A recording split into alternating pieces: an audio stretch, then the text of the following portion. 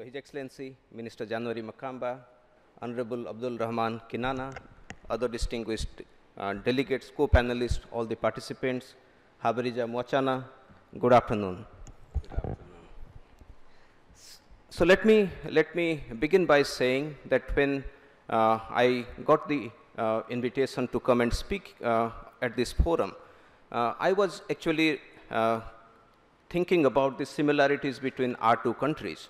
And when we started the transition to clean cooking fuel, that time I think the energy scenario between the two countries was also pretty much similar.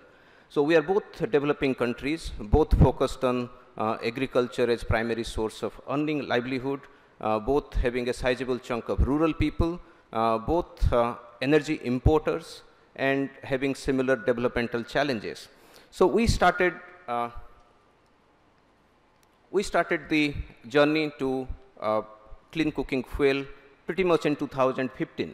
And this is a story that I'm going to present. It's a story of last 7 years. So as you can see, I'll not go into the details of statistics, but the highlights are the following. So as you can see, we started with 56% of our population having clean cooking fuel access in 2015. And 7 years down the line now, we have 99.8% people who have access to LPG and other clean cooking fuel. This is another slide which is showing about the access to piped natural gas, and this is particularly contextual in Tanzania, which has its own domestic gas. We at the moment have 11 million people who are having piped natural gas, mostly in the urban places, but now since we are expanding our city gas into 406 districts out of 600 districts, going forward, a bulk of Indian urban population will be using not LPG, but piped natural gas. So this is the Indian cooking landscape in 2015. I'm sure the posters that we see around, it's similar, that primarily using charcoal, primarily using wood as cooking fuel. Now, of course, that has changed. And this is the social cost of firewood. As you can see, the time and cost, the effort that people are putting to get this traditional cooking fuel, which on the surface of it looks free, looks cheap. So when we brought the policy, the government decided that the women have to be the center of the energy policy, and that is where the first step was taken. And the government sensitized people about the trap, which we call chulha trap. Chulha is the traditional stove that we use in India, which we use in Tanzania as well. And the cost, as I am highlighting, it actually costs 2 to 3 hours of every day that the women spend in cooking.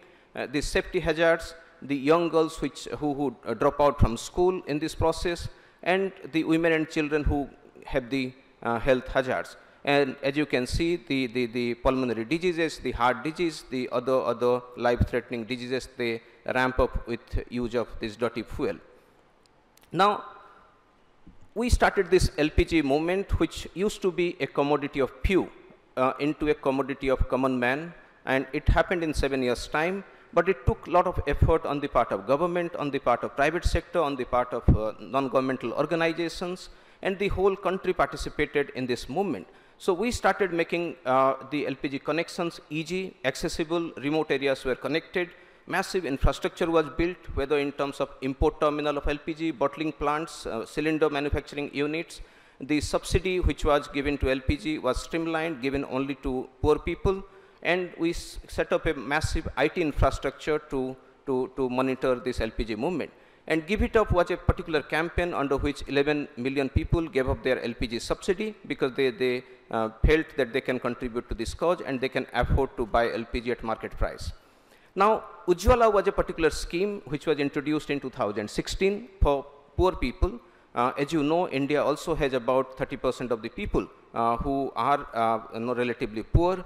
And we introduced this scheme to bring those people below poverty line into the LPG bracket. And in 7 years' time, we got 90 million consumers, 90 million households who are now connected with LPG. So it was a one-time government support linked with interest-free loan for the remaining amount, backed by a massive awareness campaign. and linking it to microfinance, linking it to self-help groups and women NGOs, which made this revolution possible in 6 years' time. And the effect of LPG or Ujjwala, as you can see, like all of you have a citizen supplement today in front of you. As you can see, the Muhimbili Hospital report about 17.5% Tanzanians suffering from chronic pulmonary disease, 33,000 people dying out of using of dirty fuel every year in Tanzania. We had a similar thing in India. And as you can see, 150,000 people saved their lives in 2019. World Health Organization applauded this scheme as life-saving scheme in India. Now, this is a rough picture of showing what was the situation before and what was the situation after. And this was again very instrumental in doing this campaign. We had 150,000 LPG panchayat, which are nothing but awareness campaign of telling stories how the use of clean cooking fuel is going to change the livelihood and life of women. We of course had safety clinics. We provided insurance to people in case there is a safety hazard in using LPG. Now, this is something particularly interesting. Sorry. This is the second last slide I have. Again, sorry. Yeah.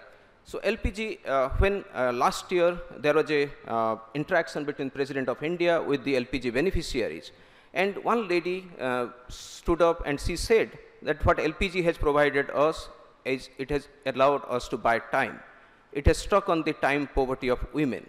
What I essentially want to say is that we keep talking about the cost of LPG, cost of clean cooking fuel, but when you factor in the time cost for money, when you factor in the health cost of dirty fuel, it comes out to be much cheaper.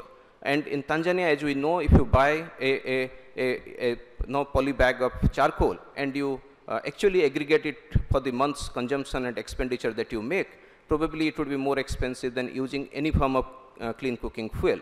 Besides the fact that it addresses the Sustainable Development Goals number 3, 5, and 7, which are all comprehensive. Now, this is the last slide. I would say that many people ask me the question that India did the transition using government subsidy. So how can developing countries who don't have a subsidy mechanism, they can replicate the model? I would say subsidy was important, but that was not the most critical element of our mission, which converted 1 billion people, transitioned into clean cooking fuel. The key was not subsidy, but the awareness campaign about the cost of dirty fuel, about making people aware of the linkage between women empowerment and clean fuel, and using the IT backup to do a mapping of where LPG needs to go, when LPG needs to be accessible. And that was what, and of course, we had safety clinics. We made people aware of the non-safety hazards of clean cooking fuel. So I would say, to conclude, that it is key to give a taste of clean cooking fuel to women and people, and link them to microfinance, link them to innovative financing mechanism, which would make it sustainable rather than bringing a massive government subsidy mechanism. And that is where I think if India could do it, Tanzania can very eminently do it. Thank you very much.